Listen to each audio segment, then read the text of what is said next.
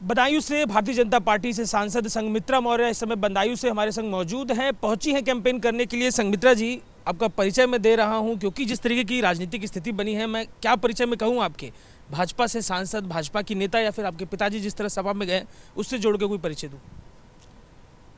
देखिए, मैं भारतीय जनता पार्टी से सांसद हूँ, भारतीय जनता पार्टी की कार्यकर्ता हूँ और अगर पिताजी से जोड़ना है तो मैं उनकी बेटी हूँ, आप ये जोड़ सकते हैं, लेकिन पार्टी, उनकी पार्टी से हमें नहीं जोड़ सकते हैं। और जिस तरीके से पूरा राजनीतिक घटनाक्रम बदला है मैम, पूरा पिताजी आपके गए समाजवादी पार्टी में, आपके जो लोकसभा चुनाव लड़ने की स्थिति थी उस दौरान की बात करते हुए आज के दिन जिस तरीके से आप कैंपेनिंग कर रही है बदायूं में निकल के, ग्राउंड में किसके सपोर्ट पर हैं आप? आपने एक फेसबुक स्टेटस भी डाला, तो आज के दिन कैंपेनिंग बीजेपी की हो रही है, सपा की हो रही है, ऑफिस में तो हम बीजेपी के मौजूद है, कार्यकर्ता आपको बीजेपी के घेर के रखे। जो क्लियरिटी लाइए मैम कि आपका स्टैंड किस पार्टी के फेवर में?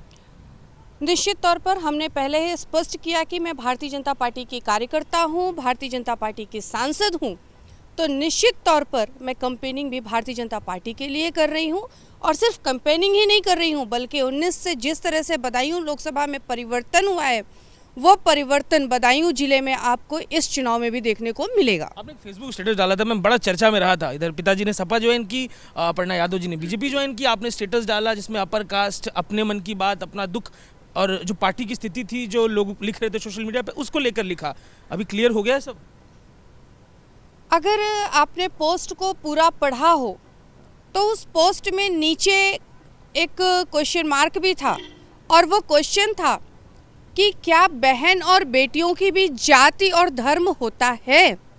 ये क्वेश्चन था, वो पूरा ऊपर जो भी लिखा था उसका सिर्फ लास्ट में क्वेश्चन था।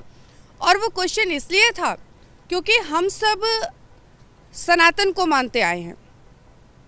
आज सब बिखर जरूर गए हैं, लेकिन अगर हम शुरुआत की बात करें तो हम सभी सनातनी हैं। और हमारे बड़े बूढ़े हमेशा कहा करते थे गांव देहात में कि बहन बेटियों की कोई जाति और धर्म नहीं होती है, बहन बेटियां सबकी एक सी होती हैं। तो वो सवाल मेरा सिर्फ इसलिए था कि जो अभी पिछले 2 सालों से, जब से कोरोना आया, कोरोना टाइम से बहुत से लोग ऐसे फेसबुकिए फ्री में घर में बैठे हुए हैं जिन्हें कभी भी कुछ भी लिखने से पहले विचार नहीं करना होता है कि उन्हें क्या लिखना चाहिए, या जब तक उनसे सलाह ना मांगी जाए तब तक उन्हें सलाह नहीं देनी चाहिए। ऐसे लोगों से सिर्फ हमारा सवाल था कि क्या बहन और बेटियों की भी जाति और धर्म होती है।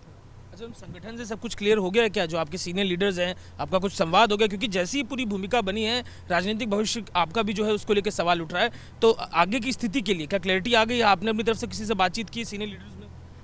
देखिए, सीनियर लीडर से हमारी अभी हाल फिलहाल में कोई बात नहीं हुई है, लेकिन हमारे और सीनियर लीडर्स के बीच में कभी कोई विवाद था ही नहीं, तो क्लियरिटी की बात कहाँ से आती है।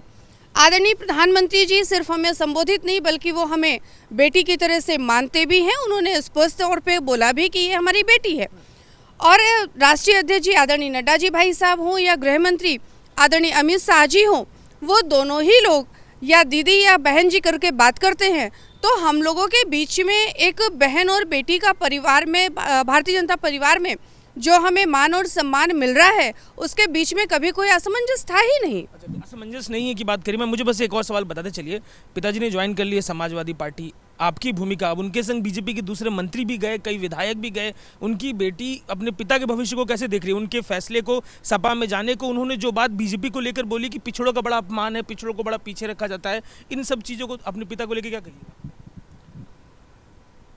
देखिए, अगर एक पिता और बेटी के रिश्ते से जानना चाहेंगे तो निश्चित तौर पर जिस तरह से माता पिता अपने बच्चों के अच्छे भविष्य के बारे में सोचते हैं, वैसे ही बच्चे भी अपने माता पिता के दीर्घायु और उनके आगे अच्छे उच्च पदों तक की उम्मीद रखते हैं।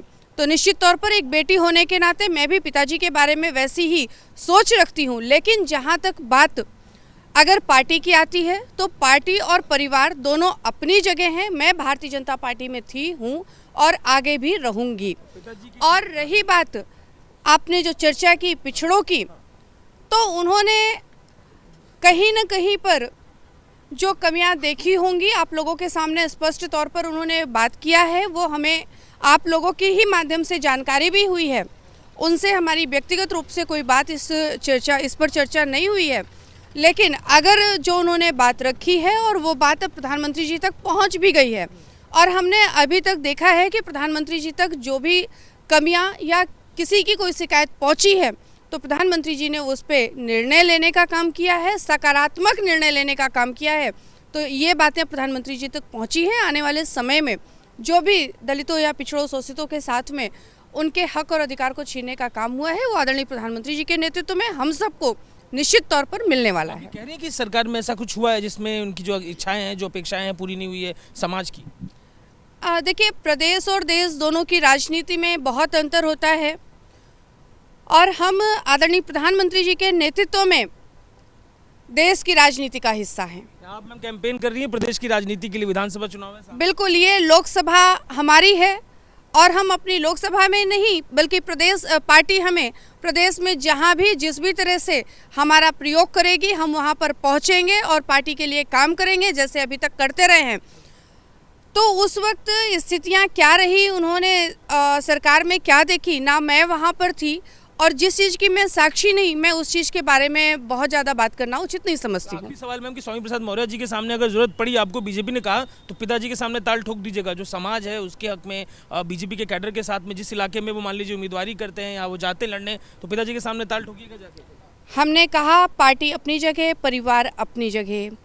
और पहली बात, हमारी पार्टी बहुत उच्च सोच रखती है। पार्टी हमारी कभी भी बेटी और पिता को सामने सामने ताल ठोकने को नहीं कहेगी और अगर कहेगी तो मैं बैकफुट पर आ जाऊंगी। तो ये संगीता मौर्य हैं जो अपनी पूरी बात कर रही हैं, कैंपेनिंग करने के लिए बंदायूं में पहुंची हैं। कैमरा पर्सन राजेश पांडे के संग अजय दुबे, एबीपी न्यूज़।